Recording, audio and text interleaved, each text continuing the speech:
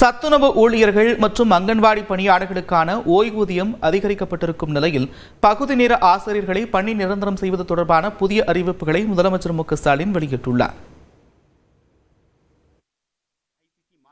சட்டப்பேரவையில் ஆளுநர் உரைக்கு நன்றி தெரிவிக்கும் தீர்மானம் மீதான விவாதத்திற்கு பதிலளித்து பேசிய முதலமைச்சர் மு.க.ஸ்டாலின் புதிதாக 5 அறிவிப்புகளை வெளியிட்டார். அதில் கலைஞர் கனவு இல்லம் திட்டத்தின் கீழ் ஏற்கனவே 2 லட்சம் வீடுகள் கட்டித்தரப்பட்ட நிலையில் 3500 கோடி ரூபாய் மதிப்பில் புதிதாக 1 லட்சம் வீடுகள் கட்டித்தரப்படும் என முதலமைச்சர் அறிவித்தார். மேலும் 1088 கோடி ரூபாய் மதிப்பில் 2200 கிலோமீட்டர் நீளத்திற்கு ஊரக சாலைகள் மேம்படுத்தப்படும் என்றும் முதலமைச்சர் கூறினார். சத்துணவு மற்றும் அங்கன்வாடி ஊழியர்களுக்கான ஓய்வூதியம் 2000 ரூபாயிலிருந்து 3400 அதிகரிக்கப்படும் என்றும் முதலமைச்சர் அறிவித்தார். சத்துணவு அமைப்பாளர்கள், அங்கன்வாடி பணியாளர்கள், கிராம ஊராட்சி செயலாளருக்கான ஓய்வூதியம் 2000 ரூபாயிலிருந்து 3400 ரூபாயாகவும், பணி நிறைவின் போது அவங்களுக்கு வழங்கப்படும் ஒட்டுமொத்த தொகை 1 லட்சம் ரூபாயிலிருந்து 2 லட்சம் ரூபாயாகவும் உயர்த்தி வழங்கப்படும். இதேபோன்று சிறப்பு ஓய்வூதியம் பெறும் தூய்மை பணியாளர், அங்கன்வாடி ஊராட்சி செயலாளர்கள் மறைந்து விட்டால் அவர்களின் குடும்ப உறுப்பினருக்கு 1200 ரூபாய் மாத ஓய்வூதியம் வழங்கப்படும் என்றும் முதலமைச்சர் தெரிவித்தார். பகுதி நேர ஆசிரியர்களை நிரந்தரம் செய்யும் நோக்கில் அவர்களின் பணிக்காலத்திற்கு ஏற்ப போட்டித் தேர்வுகளில் சிறப்பு மதிப்பெண்கள் வழங்கப்படும் என்றும் மு.க.ஸ்டாலின் கூறினார். அரசு பள்ளிகளில் காலியா இருக்கக்கூடிய நிரந்தர ஆசிரியர் பணியிடங்கள்ல பகுதி நேர ஆசிரியர்கள் நியமனம் செய்யப்பட ஏதுவா, இதற்கான தேர்வுகளில் பகுதி நேர ஆசிரியர்களின் பணிக்காலத்தை அடிப்படையாக கொண்டு அவங்களுக்கு சிறப்பு மதிப்பெண் அளிக்கப்படும். இதற்கான ஆணைகள் விரைவில் வெளியிடப்படும். ஏழைகளை பாதுகாக்கும் சமூக திட்டங்கள் மூலம் 1,80,000 பேருக்கு மாதாந்திர ஓய்வூதியம் வழங்கப்படும் என்று முதலமைச்சர் மு.க.ஸ்டாலின் அறிவித்துள்ளார்.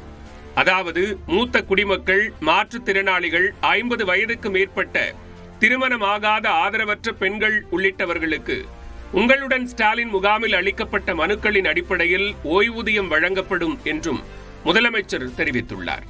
இந்நிலையில் முதலமைச்சரின் புதிய அறிவிப்பிற்கு சத்துணவு ஊழியர்கள் மற்றும் பகுதி நேர ஆசிரியர்கள் நன்றி தெரிவித்துள்ளனர்.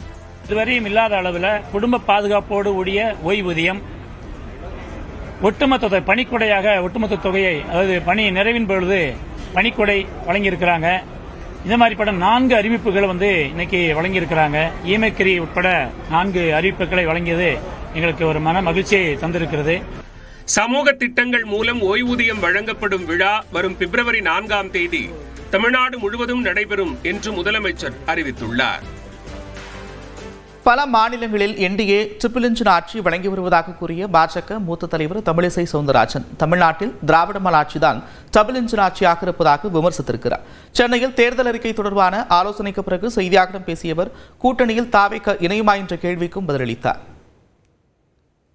பாரதிய ஜனதா கட்சி எந்த கட்சியோடு கூட்டணி வைக்கிறதோ அந்த கட்சிகளோடு இணைந்து ட்ரிபிள் இன்ஜின் கவர்மெண்டாக நாங்கள் போய்கொண்டிருக்கிறோம்.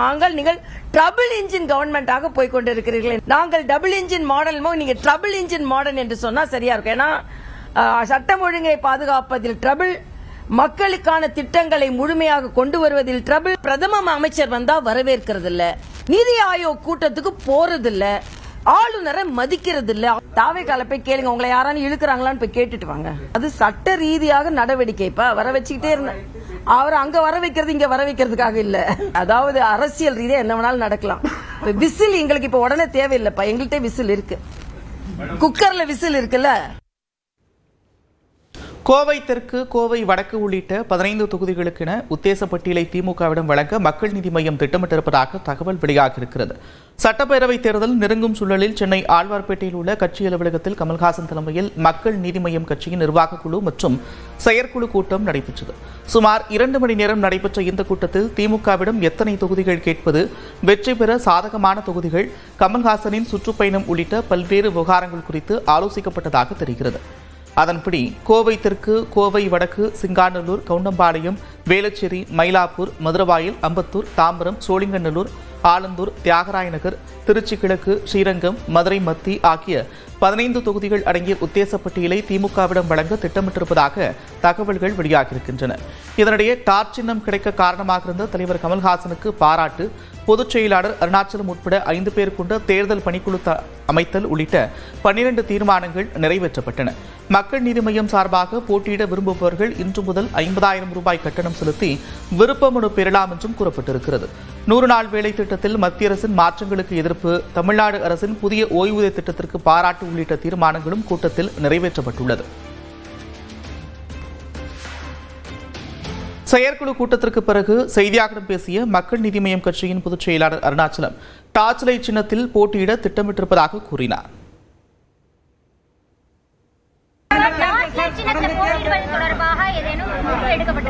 தேர்தல் ஆணையத்தில் டார்ச் சின்னம் விண்ணப்பிக்கும் போதே அதுல போட்டியிடுவதற்கு தானே விண்ணப்பிச்சிருக்கிறோம். இதுக்கு முன்னாடி 2 பொது தேர்தல்களையும் நாங்க எப்படி செயல்பட்டு அதை பார்த்து தான் அவங்க கொடுத்திருக்காங்க. அது முழுமை பெறும் போது உங்களுக்கு தகவல் வந்து சேருங்க. பேரணாம்பட்டு அருகே தோல் தொழிற்சாலையில் கேஸ் கசிந்த விபத்தில் மயக்கமடைந்த 2 சிகிச்சை பலனளிக்காமல் உயிரிழந்த சம்பவம் சோகத்தை ஏற்படுத்தியிருக்கிறது. வேலூர் மாவட்டம் பக்காலப்பள்ளி பகுதியில் அஷின் பாஷா என்பவருக்கு சொந்தமான தோல் தொழிற்சாலை செயல்பட்டு வருகிறது. அங்கு வழக்கம் போல பணியாளர்கள் வேலை செய்து கொண்டிருந்த போது எதிர்பாராத விதமாக ஆலையில் உள்ள இயந்திரத்திலிருந்து கேஸ் கசிந்திருக்கிறது. இதனால் பேரணாம்பட்டு பகுதியைச் சேர்ந்த ஷேக் அலி மற்றும் ஜமால் பாஷா ஆகிய தொழிலாளர்கள் மயங்கி விழுந்தனர். உடனடியாக இருவரும் ஆம்பூரில் உள்ள தனியார் மருத்துவமனைக்கு சிகிச்சைக்காக அனுமதிக்கப்பட்ட நிலையில் இருவரும் சிகிச்சை பலனளிக்காமல் பரிதாபமாக உயிரிழந்தனர். இதனையடுத்து 2 உடல்களும் பிரேத பரிசோதனைக்காக பேரணாம்பட்டு அரசு மருத்துவமனைக்கு அனுப்பி வைக்கப்பட்டது. விபத்து குறித்து பேரணாம்பட்டு காவல்துறையினர் விசாரித்து வருகின்றனர்.